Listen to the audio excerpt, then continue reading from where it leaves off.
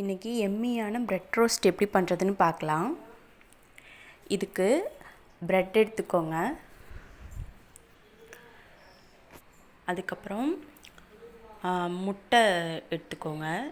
Bread வந்து நான் இன்றைக்கி 4 எடுத்திருக்கேன். ஒரு முட்டை எடுத்திருக்கேன். அப்புறம் சர்க்கரை எடுத்துக்கோங்க. இது கூடவே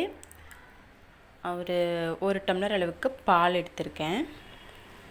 உங்களுக்கு வந்து முட்டை எக்கு ஸ்மெல்லு பிடிக்காது அப்படின்னா நீங்கள் கொஞ்சம் ஏலக்காய் பவுடர் இது கூட ஆட் பண்ணிக்கோங்க. இப்போது இந்த எக்கை வந்து நல்லா அடிச்சு விட்டுக்கலாம். ஒரு கிண்ணத்தில் ஊற்றி நல்லா பீட் பண்ணிக்கோங்க.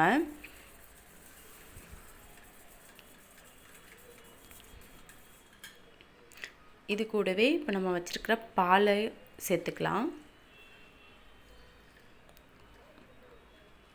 ஊற்றிட்டு நல்லா அடிச்சுக்கோங்க.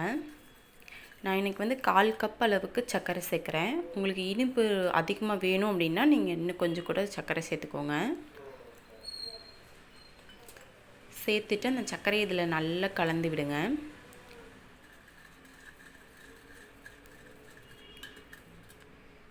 பாருங்கள், சர்க்கரை அப்படியே இருக்குது. இது நல்லா கலந்து விட்டுட்டே இருந்தீங்கன்னா தான் சர்க்கரை நல்லா கரையும், இல்லைன்னா அடியில் நின்றோம்.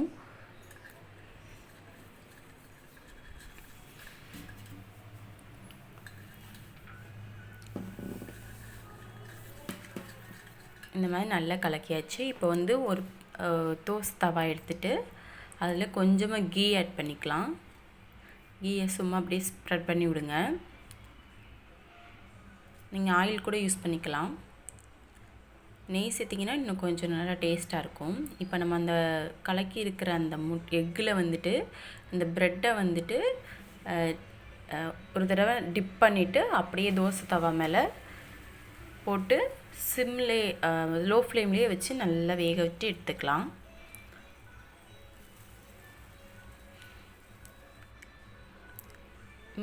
ஃபுல்லாக வச்சிங்க அப்படின்னா கீழே வந்து கருகிரும். ஆனால் வந்து உள்ள ப்ரெட்டு வந்து உங்களுக்கு சாஃப்டாக வேகாது. அதனால் லோ ஃப்ளேம்லேயே வச்சு நல்லா வேக வச்சுக்கோங்க.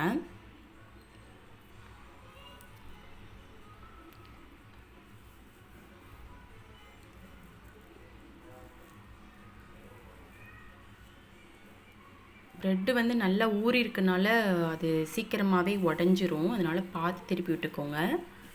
நீங்கள் பாருங்கள், இந்த மாதிரி நான் இப்போ 2 கரண்டி யூஸ் பண்ணி திருப்பி விட்றேன். பார்த்திங்கன்னா எவ்வளோ ஜூஸியாக இருக்குது பாருங்கள். பார்க்குறக்கே நல்லா சூப்பராக இருக்கும். இது டேஸ்ட்டாக இருக்கும். ஸ்கூல் படிக்கும் போதெல்லாம் எங்கள் அம்மா இது தான் எனக்கு செஞ்சு கொடுப்பாங்க. நீங்கள் ஸ்கூல் போகிற பசங்களாம் இருக்காங்கன்னா ஈவினிங் ஸ்நாக் வந்து குயிக் அண்ட் ஈஸியாக நல்லா டேஸ்டியாக பண்ணி கொடுக்கணுன்னா இந்த மாதிரி ப்ரெட்டில் பண்ணி கொடுங்க. குழந்தைங்க ரொம்பவுமே விரும்பி சாப்பிடுவாங்க. இது நல்லா அப்படி ப்ரெஸ் பண்ணி நல்லா அதை வேக விடுங்க. திருப்பி திருப்பி விட்டு நல்லா வேக வச்சுட்டு எடுத்துக்கலாம். பாருங்கள் எவ்வளோ ஜூஸியாக இருக்குன்னு.